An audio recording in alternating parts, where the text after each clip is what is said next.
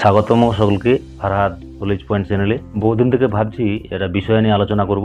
বিষয়টা হচ্ছে গ্রামীণ যারা ছাত্রছাত্রী তাদেরকে নিয়ে। অনেকে হয়তো লক্ষ্য করেছেন কিংবা করেননি, এরকমও হতে পারে, কিংবা লক্ষ্য করার পরেও কেউ ভাবেননি বিষয়টাকে নিয়ে। বিষয়টা দুঃখজনক হলেও সত্যি। গ্রামের যে ছাত্রছাত্রী তাদের 50 থেকে 60% ছাত্রছাত্রী ইংরেজি তো দূরের কথা, বাংলা তাদের যে ক্লাসের বই, এই বইটাও রিডিং পড়তে পারে না। ইংরেজি তাদের কাছে দুর্বিষহ ব্যাপার হয়ে থাকে। আমি বিগত কয়েক বছর ধরে শিক্ষার সঙ্গে জড়িত থাকার ফলে এই জিনিসগুলোকে লক্ষ্য করছি এবং খুব কাছে থেকে, এবং আমার কাছে এই বিষয়টা খুব দুর্বিষহ এবং দুঃখজনক যে আমাদের গ্রামের পরিবেশের ছাত্রছাত্রীরা তারা পরিকাঠামো দিক থেকে একদম পিছিয়ে, এবং তারপরেও বহু চেষ্টা করে যারা এগিয়ে যাবার চেষ্টা করছে তারা এই যে বাধার সম্মুখীন, তারা রিডিং পড়তে জানে না।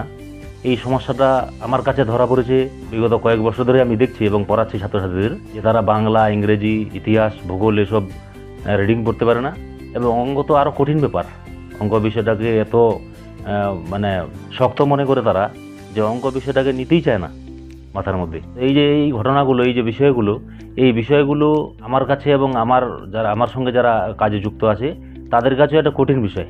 যেটা বাচ্চাকে পড়াতে যাচ্ছি, ক্লাস 9-এ পড়ছে বা 6, 7, 8-এ পড়ছে, তারপরে তাদের এখন নতুন করে যোগ বিয়োগ গুণ ভাগ কিংবা বাংলা অ আ ক খ ABCD এসব শেখাতে হচ্ছে। তো এই ব্যাপারটা নিয়ে আলোচনা করার বিষয় ছিল যে এখান থেকে কিভাবে আমরা আমাদের যে সমাজ, ভবিষ্যতের যে সমাজ গড়বে যে ছেলেমেয়েরা, তারা যদি তাদের ভিতরে এই শিক্ষার যদি গুরুত্বটা এবং শিক্ষার যে বিষয়, এই বিষয়টা যদি কমতি থাকে, তাহলে ভবিষ্যতের যে প্রজন্ম, গ্রামের পরিবেশের যে প্রজন্মটা, এই প্রজন্মটা কি করে ভালো জায়গায় যেতে পারে। আমি বহুদিন ধরে চেষ্টা করছি এবং দেখছি এই বিষয়টা নিয়ে একটু আপনারাও ভাববেন, এবং আমি আস্তে আস্তে করে সাপ্তাহিক আলোচনা করব হয়তো, যে কিভাবে এখান থেকে আমাদের যে ছাত্রছাত্রীরা আছে দরিদ্র পরিবারের এবং গ্রামের ছাত্রছাত্রীরা, শহরের ক্ষেত্রে একদমই আলাদা, কারণ তারা জন্মগতভাবেই এরা ভাষার সঙ্গে পরিচিতি পাচ্ছে, বাংলা, অন্ততপক্ষে বাংলা ভাষাটা।